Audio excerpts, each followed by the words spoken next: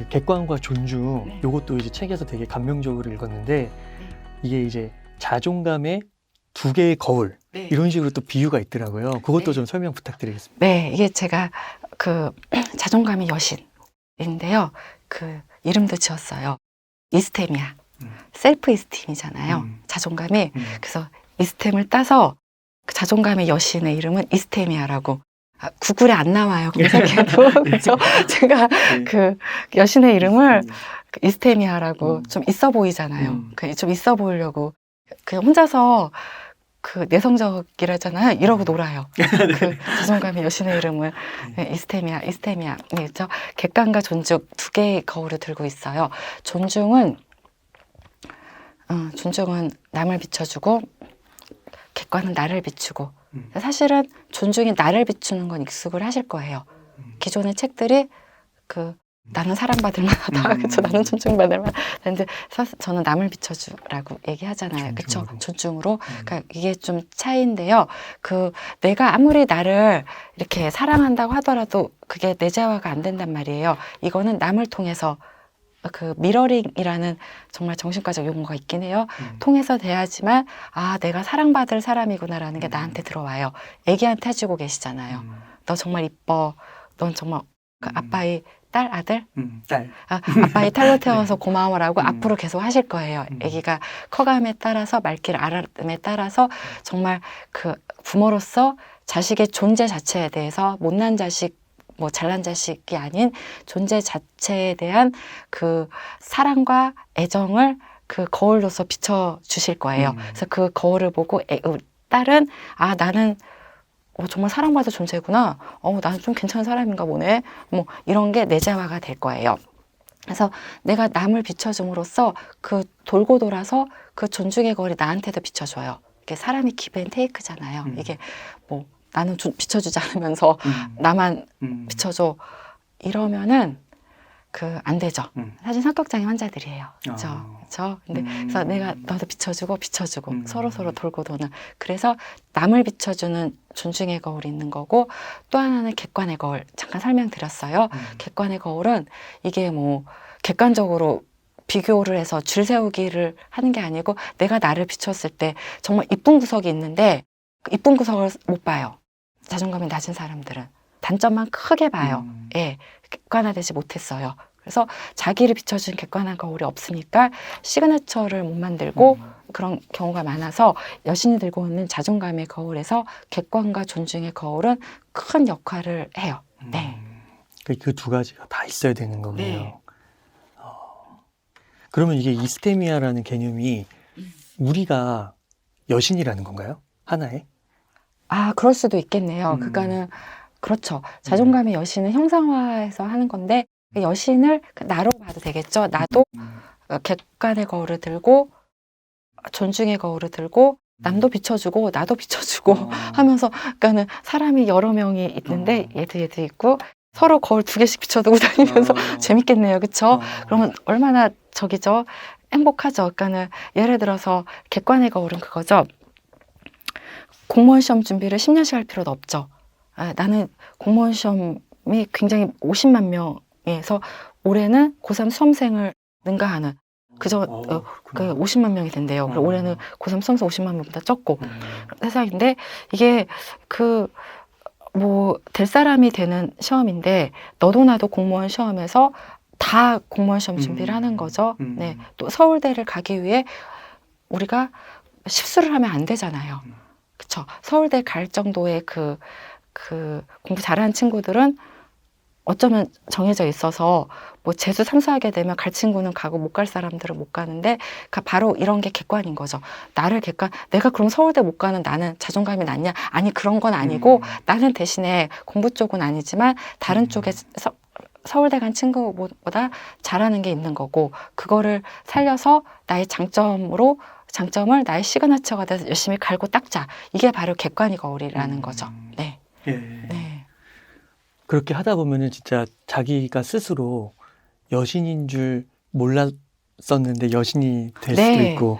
네. 저 친구 중에 아까 얘기한 그 친구가 그래요. 그 공모전에 됐어요. 공모전이 외국 의료업계 개 유명한 디자인 회사 대학생 공모전에 전 세계 공모전에 이 친구 작품이 된 거예요.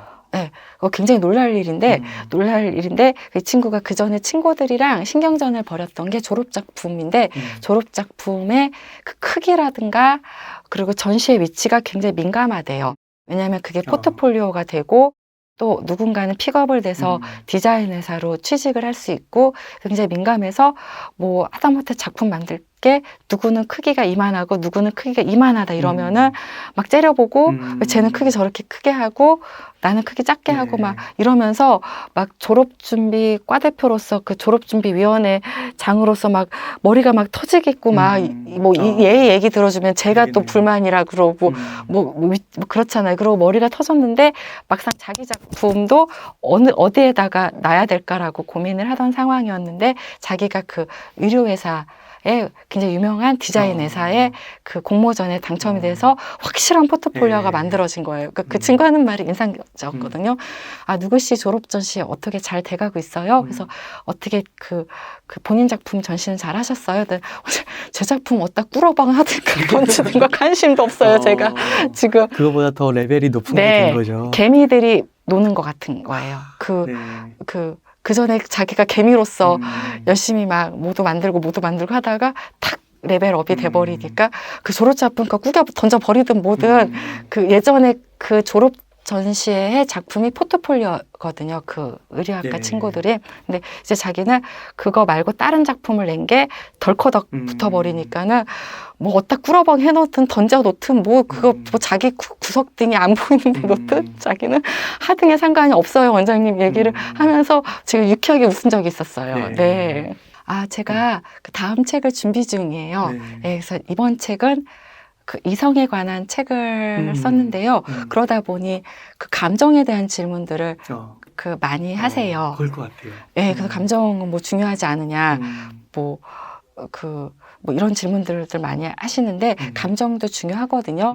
이성과 감정은 뭐 동전의 앞면 혹은 뭐 무의식과 의식을 우리가 프로이드 때문에 많이 알고 있는데 무의식과 의식이 뭐 딱 절단돼서 얘는 어떻고 쟤는 어떻고가 아니고 두 개가 서로 연결되어 있는데 깨닫지 못하는 면인데 이 두 개를 우리가 알아보자라는 것처럼 감정 또한 이성의 굉장히 중요한 영역이어서 이번에는 감정에 대한 얘기를 해보려고 합니다. 그래서 현대인의 감정 중에서 가만 보니까 외로움에 대한 거를 말하고 싶었어요. 그러니까 많이들 하이퍼 커넥티드 되어 있는 사회상이라는데 많이들 또 외로워해요. 그러니까 끊임없이 카톡이 울리고 끊임없이 그 인터넷 커뮤니티 활동을 하는데도 우리는 실제 리얼 관계에서의 그 외로움을 많이 느껴서요.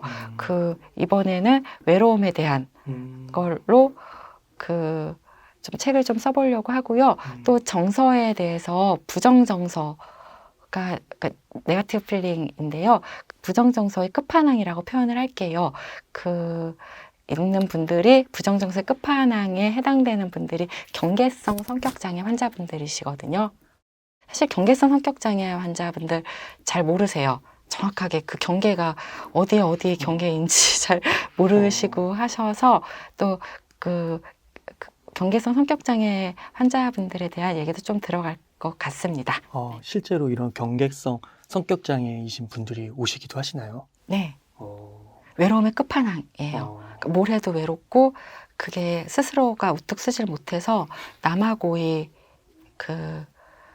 관계 맺음을 통해서 우뚝 서려고 하시는 분인데 그게 끝까지 해결이 안 되는 분들이시죠. 네, 굉장히 언스테이블해요. 그러니까 감정도 언스테이블하고 나도 언스테이블, 나의 아이덴티티도 언스테이블, 나의 감정도 언스테이블, 나하고 맺는 사람들과의 관계도 언스테이블 해서 그 불안정이죠. 한국어로 표현을 하게 되면은 하나의 경계성 성격장애 환자분들을 규정하는 키워드는 언스테이블이에요. 저는 개인적으로 이게 아까 끝판왕 사례 같다고 약간 이제 그런 표현을 써주셨는데 저는 약간 이런 극단적인 상황에 있는 내용이나 사례가 도움이 많이 되더라고요. 그러니까 왜냐하면 그런 상황을 보면서 더 깊이 이해하게 되는. 네, 그게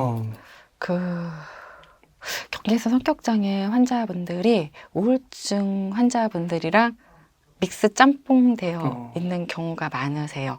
사실은 순수 우울증은 치료하고 치료 반응이 뭐 한 달 정도 되면 많이 나타나고 2, 3주부터 치료 효과는 있고요. 또 한 12개월 정도 치료 유지를 하는 거를 권해드려요. 그리고 깨끗하게 저랑 빠이빠이 다시 만나지 마세라고 하는 게 가능해요. 정신과 질환 중에 공황장애도 이 태클을 타는 게 가능하고요. 그런데 이 경계성 성격장애 환자분들은 이게 약에 대한 반응도 잘 없고요. 치료가 종결도 잘 안 돼요. 계속 외로워하고 우울해하고 하면서 그 포션이 다르게 있어요. 우울증 환자분이랑 다르게. 네, 그래서 사실 개인적으로 좀 궁금해하고 그래서 책을 좀 써보려고 합니다. 그러니까 저는 이 책에서 되게 자존감을 이성적으로 접근하는 게 되게 좋았거든요. 네. 그래서 전미경 원장님 꼭 모시고 싶었고, 근데 다음 책을 또 이렇게 감정적인 측면에서 아, 나 할 얘기 네. 하나 더 있다. 아, 예. 이성네 죄송해요. 제가 여기 이 책에서 제가 다 하시고 정말 가셔야 돼요. 1시간 더 하셔도 돼요. 정말 정말 신기한 게 저 팬들도 오고 환자분들도 오는데 제가 이 책을 되게 감명 깊게 읽었어요라고 들이대는 구절이 다 달라요. 저 너무 신기한 거예요. 그러니까 이게 저는 글을 썼는데 환자분들은 나하고 맞춰서 나한테 맞는 상황에서를 이게 참 좋았어요 라고 말씀을 하시는 당연하겠지만인데요. 제가 스스로한테 이 책에서 가장 좋은 구절이 뭐냐라고 물어보시면 저는 그 구절이에요. 나는 잘못되지 않았다라는. 네. 나는 잘못되지 않았다. 제가 사실은 그 존중의 거울을 들고 진료실에서 환자들한테 온 힘을 다해서 비춰주는 메시지일 거예요. 당신이 이혼을 했어도 잘못되지 않았다. 당신이 시험에 떨어졌어도 잘못되지 않았다. 네, 당신이 현재는 가진 게 없이 힘들어도 경제적으로 어려워도 잘못되지 않았다. 라는 그 메시지를 비춰주려고 노력을 하고요. 이 책에서 제가 가장 좋아하는 글귀예요. 나는 잘못되지 않았다라는. 일에 실패를 한 거지 내 인생이 잘못된 거는 아닌 거고요. 그러니까 이게 필요한 게 바로 이성이 필요한 거죠. 합리적 사리분별이 필요한 거고요. 과도한 인지 왜곡인 거죠. 이혼한 것뿐인데 그러니까 이생망이죠. 내 인생은 이번에 망했어라고 생각하는 분들이 또 많으시잖아요.